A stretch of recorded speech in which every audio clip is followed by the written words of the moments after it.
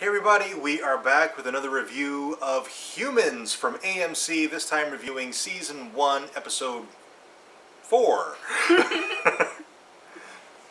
Alright, if you're not totally caught up on Humans and you want to avoid spoilers, you're going to want to skip this video until you've actually caught up and then watch this video. Yeah, because we're going to talk about spoilers.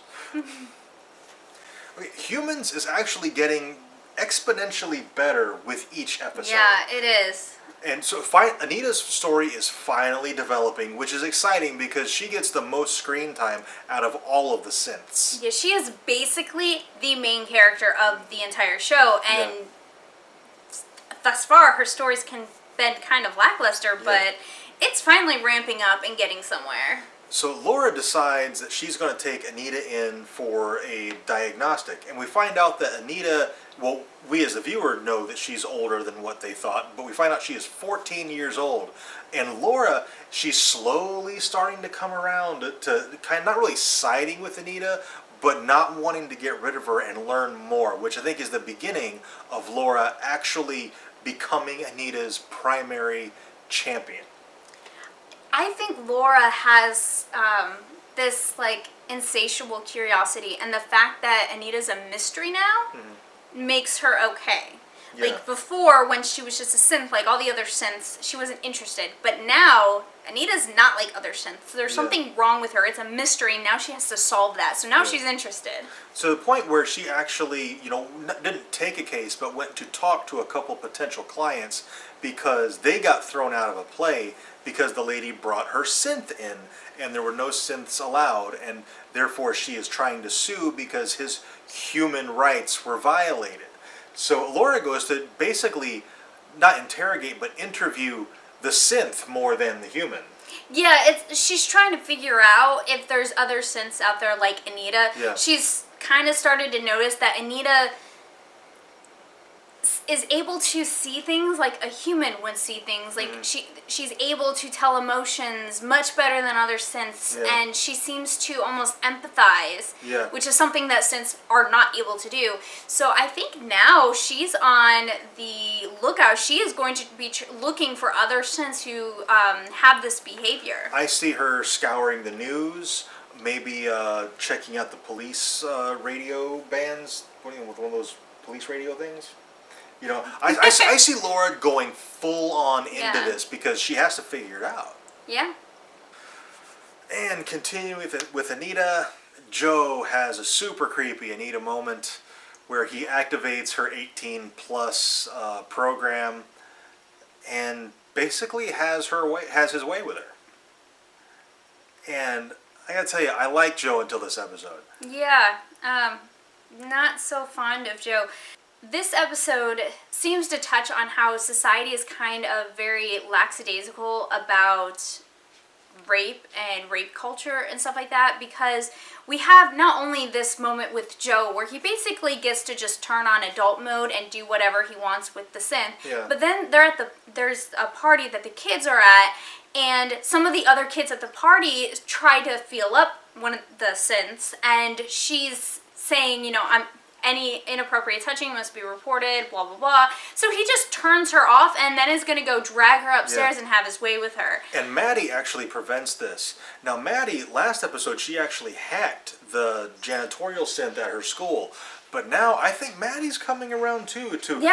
She's starting to acknowledge the potential personhood of a synth. You see, Maddie's whole problem is that you have these synths, these robots, who are taking over all of the positions, and so what is the point of her going to college and doing anything with her life, because they're just going to replace her with a synth. But on the other hand, she still is able to see the wrongness at the party, and she's able to see that Anita's different. And she's kind of like her mother, where she's got an insatiable curiosity, and she wants to know, well, what was that? When I tried to hack Anita, what was that? Yeah, because Anita's like, she was afraid. She's like, help me. Like, she went in like, hey, I've been kidnapped. Moving on, I want to talk about Leo for a second, because we speculated during our last Humans video that Leo might be a cyborg, and to me, I think that got reinforced a little bit in this episode.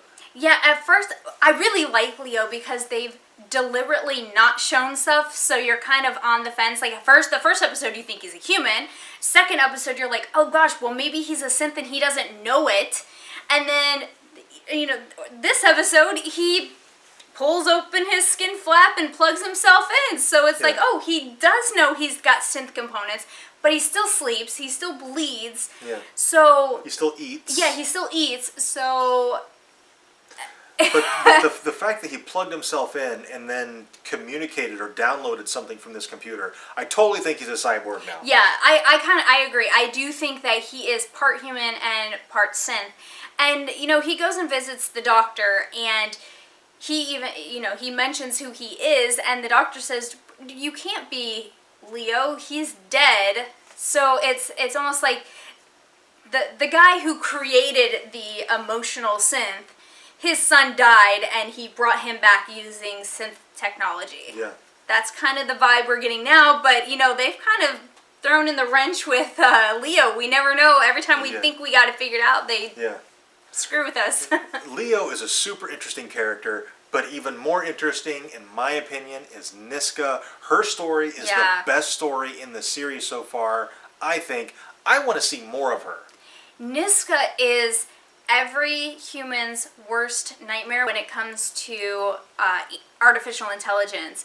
Like, basically, our biggest fear is that once the computers gain self-awareness, they are going to hate humans for whatever reason. They'll have a reason, and they're going to go and kill them, and we won't be able to stop them because they are so powerful. Now, and that is Niska. Now, in this world that they've created for humans, the people fucking deserve it. Yeah. Because the things they use the synths for. I mean, she went to the fighting pit where they basically just used the synths to beat the shit out of. They've been used as sex slaves. I mean, this world that they've created, the synths are so mistreated. And last but not least, we did find out, and one of our commenters actually hinted at this and said that he thought this was going to come around soon, that Karen, Pete's partner, Detective Pete, his partner Karen, is a synth.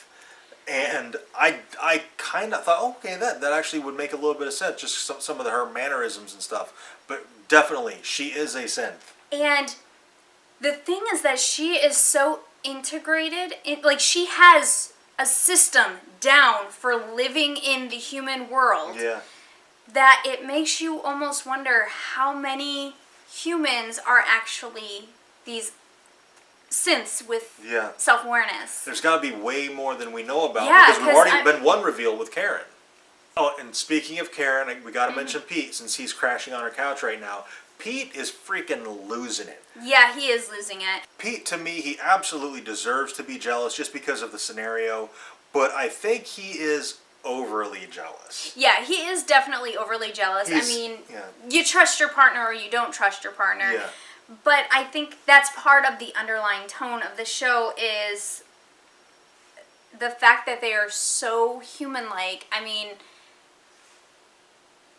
is it cheating? Is it not cheating? I mean, I don't know. We haven't seen that she's done anything with him, but, you know, if she harbors attraction or stuff, like... Mm-hmm. And I think Pete is being unnecessarily harsh to his wife. And I think he is unnecessarily jealous toward the synth, the physical therapy synth. But at the same time, I can kind of sympathize. But I'm like, dude, Pete, you need to freaking rein that shit in, man. I think Pete's problem is that he had such a hatred of synths to begin with. And then his wife was in the accident and needed a synth. And then the synth happens to be a very attractive male synth. And so Pete's not a good-looking guy. No, he's really not. And so I think it ratcheted that hate up. And his wife is probably needing separation from him because of this anger that's coming out in him and just the way he treats the synth. And from her perspective, this synth is helping her immensely. Yeah. And Pete's a very negative person anyway as well. So just having, you know, when you're trying to rehabilitate your body and then you've got this negative person over your shoulder all the time, you're like, dude, get the fuck out of here. You're bumming me out. Yeah. So I totally get where both of them are coming from. Pete needs to just calm the F down. I think they've deliberately not given us enough information in their story so that we're not really sure which one to side with. Yeah. Because with the information that we've been given, I can see both sides of their story. Like, I can understand both of their... I mean, I can sympathize with Pete, but I'm not on his side right now. Yeah, I'm kind of saying, like, I sympathize with him. I can understand why he's jealous. But yeah, I think I'm on the wife's side. Alright, so that's going to be it, I think, for our Humans review. If you're watching Humans and you're totally caught up, we'd love to know what you think, so let us know in the comments. And don't forget to like and subscribe. Thank you very much for watching. We'll see you next time.